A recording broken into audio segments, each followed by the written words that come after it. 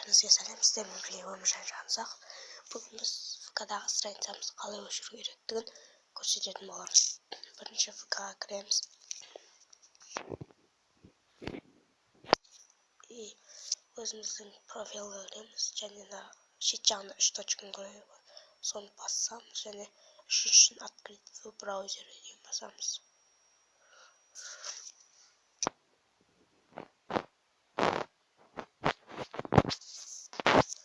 Сосын шығады. Немесе біріншісі войти дейін басасыз. Мұндай шықпай жатыр.